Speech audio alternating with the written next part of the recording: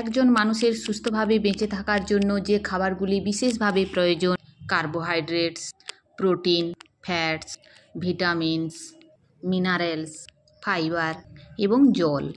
জল ছাড়া আমরা এক মুহূর্তও বাঁচতে পারি না, এটা মোটামুটি আমরা সবাই জানি। একজন মানুষের শরীরের 70% হলো জল। কিন্তু এই জল খাওয়ার সময় আমরা বেশিরভাগ মানুষ যে ভুলগুলি করে থাকি, সে ভুলগুলির জন্য আমাদের অজান্তেই আমরা বিভিন্ন প্রকার শারীরিক সমস্যার সম্মুখীন হয়ে পড়ি। আজকের ভিডিওতে আমরা তেমন কিছু সাধারণ ভুলগুলি নিয়ে আপনাদের সাথে শেয়ার করব, যে ভুলগুলি আপনি সকলেই জল খাওয়ার সময় করে থাকি এবং তার জন্য ভবিষ্যতে গিয়ে আমাদের মূল্য দিতে হয়। সর্বপ্রথম হলো জলের পরিমাণ, অর্থাৎ আমরা সারাদিনে কতটা পরিমাণ জল খাবো। জল খাওয়া আমাদের স্বাস্থ্যের পক্ষে উপকারী, সেজন্য অনেকে বেশি জল খেয়ে ফেলেন। একজন মানুষ যদি সারাদিনে 5 লিটারের বেশি জল পান করেন, সেক্ষেত্রে তার শরীরে বিভিন্ন প্রকার শারীরিক সমস্যার সৃষ্টি হতে পারে। তার কারণ আমাদের শরীরে যে লবণ রয়েছে, সেই লবণের মাত্রা যখন কমে যায়, তখন আমাদের শরীরে যে সমস্ত সেল রয়েছে, সেই সেলের মধ্যে ইনফ্লামেশন হয়। তার সাথে সাথে আপনি যখন অতিরিক্ত মাত্রাতে জল খান, তখন কিডনিকে সেই জল আমাদের শরীরের বাইরে বের করে দেওয়ার জন্য বেশি বেশি করে কাজ করতে হয় এবং তার ফলে কিডনির উপর খারাপ প্রভাবও পড়তে পারে। তাই বেশি জল খাওয়া আমাদের স্বাস্থ্যের পক্ষে যেমন ক্ষতিকারক, ঠিক একইভাবে কম জল খাওয়াও কিন্তু আমাদের স্বাস্থ্যের পক্ষে ক্ষতিকারক। তাই আমার জল খেতে ভালো লাগে না বা জল আমার পিপাসা লাগে না, এই বাহানাতে যারা সারাদিনে 1 লিটার বা তার থেকেও কম জল খান, তাদেরও কিন্তু বিভিন্ন প্রকার শারীরিক সমস্যার সৃষ্টি হয়। শারীরিক সমস্যা বলতে সর্বপ্রথম তাদের শরীরে টক্সিন বা দূষিত পদার্থ প্রতিনিয়ত জমা হতে থাকে।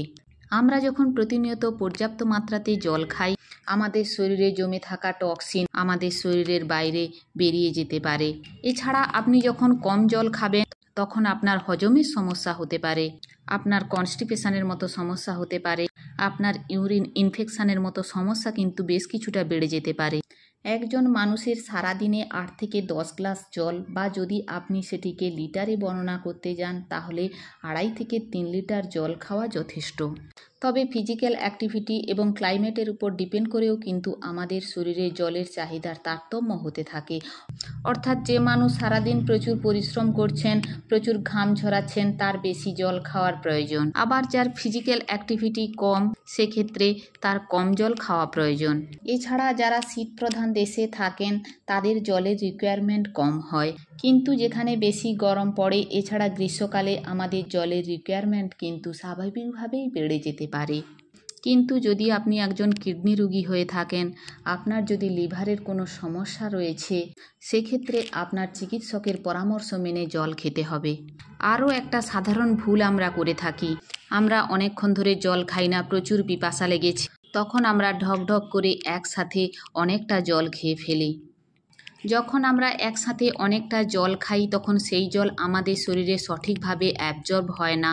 ঠিক একইভাবে দ্রুততার সহিত জল খাওয়ার ফলে বেশ কিছুটা বায়ু আমাদের শরীরের মধ্যে প্রবেশ করে, তার ফলে গ্যাস্ট্রিকের সমস্যা, জল খাওয়ার পরে বেশ কিছু ঢেকুর ওঠার মতো সমস্যা দেখতে পাওয়া যেতে পারে। তাই আপনি যখন জল খাবেন, ধীরে ধীরে চুমুক দিয়ে জল খাওয়ার চেষ্টা করবেন। আবার অনেকেই আছেন গ্লাসকে এঁটে করব না, বোতলে মুখ লাগিয়ে খাবো না, এই সমস্ত বাহানাতেও হাঁ করে জল ঢেলে খান। আমরা যখন হাঁ করে উপর থেকে জল ঢেলে খাই, তখন জল আমাদের শ্বাসনালীতে ঢুকে গিয়ে বিপদ হতে পারে। এখন গ্রীষ্মকাল, আর গ্রীষ্মকাল মানেই ফ্রিজের থেকে জল বার করে খাওয়া বা বাজারে গিয়ে ঠান্ডা জল কিনে খেয়ে পিপাসা মেটানোর চেষ্টা করি। দেখুন, ঠান্ডা জল আপনাকে সাময়িক স্বস্তি দেয় ঠিকই, কিন্তু এই ঠান্ডা জল যেমন সহজেই আমাদের শরীরে অ্যাবজর্ব হয় না, ঠিক একইভাবে এই ঠান্ডা জল আমাদের ইসোফেগাস থেকে শুরু করে আমাদের ডাইজেস্টিভ সিস্টেমে যত পাইপ রয়েছে, সেই পাইপগুলিকে সংকুচিত করে দিতে পারে।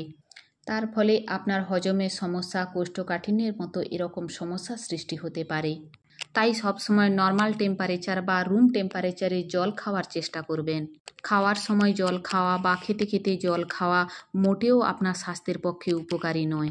তার কারণ আমরা যখন খাবার খাই, সেই খাওয়ার হজম হওয়ার জন্য আমাদের স্টমাকের মধ্যে বেশ কিছু অ্যাসিড, বেশ কিছু ডাইজেস্টিভ এনজাইমের সিক্রেশন হয়। আপনি যখন অতিরিক্ত মাত্রায় জল খাবেন, খাওয়ার সময় সেই সমস্ত ডাইজেস্টিভ এনজাইম বা অ্যাসিড ডাইলুয়েন্ট হয়ে যায় এবং আমাদের হজমে সমস্যার সৃষ্টি করতে পারে। তাই সবসময় চেষ্টা করবেন খাবার খাওয়ার অন্তত আধ ঘন্টা পরে জল খাওয়ার জন্য। জল খাওয়ার সময় আপনি বিশুদ্ধ জল খাচ্ছেন কিনা এই বিষয়টাও কিন্তু আমাদের মনে রাখা প্রয়োজন। বিশেষ করে যখন বর্ষাকালে অথবা বাইরে কোথাও ঘুরতে গিয়ে কোনো নলকূপের থেকে জল, কোনো কুয়োর থেকে জল যখন আমরা ডাইরেক্ট খেয়ে ফেলি, সেই জলের সাথে প্রচুর পরিমাণে ক্ষতিকারক ব্যাকটেরিয়া আমাদের ডাইজেস্টিভ সিস্টেমের মধ্যে প্রবেশ করে এবং বিভিন্ন প্রকারের ইনফেকশনের সৃষ্টি করতে পারে। তাই আপনি সবসময় চেষ্টা করবেন বাড়িতে ফিল্টারের জল খাওয়ার জন্য। আপনার বাড়িতে যদি ফিল্টার না থেকে থাকে তাহলে জলকে ফুটিয়ে সেটিকে ঠান্ডা করে ছেঁকে নিয়ে আপনি ব্যবহার করুন এবং যখন আপনি বাড়ির বাইরে যাবেন বাড়ির থেকে জল নিয়ে যাওয়ার চেষ্টা করুন। আজকাল মিনারেল ওয়াটারের রমরমা বাজার। বাইরে গেলে বাড়ির থেকে জল ক্যারি না করে 10-15 টাকার জল আমরা কিনে পান করতেও পারি। কিন্তু আপনি জানেন ওই মিনারেল ওয়াটার বা ড্রিঙ্কিং ওয়াটার যে প্লাস্টিকের বোতলের মধ্যে প্যাক করে আপনার সামনে তুলে ধরা হচ্ছে, সেই প্লাস্টিক যখন অতিরিক্ত রোদের মধ্যে থাকে বা কোনো গরমের মধ্যে থাকে তার থেকে বিশেষ এক ধরনের কার্সিনোজেনিক কেমিক্যাল সিক্রেশন হয়, যে কেমিক্যাল যখন আপনি দীর্ঘদিন ধরে ওই প্লাস্টিকের বোতলের জল খাবেন তখন আপনার ক্যান্সারের ঝুঁকি কিন্তু অনেকটাই বেড়ে যেতে পারে। তাই আপনি সবসময় চেষ্টা করবেন স্টেনলেস স্টিলের বোতল বা কাঁচের বোতলে জল খাওয়ার জন্য। এছাড়া আপনি যখন বাড়ির বাইরে যাবেন তখন এই সমস্ত বোতলে জল ক্যারি করতে পারলেই কিন্তু ভালো হয়।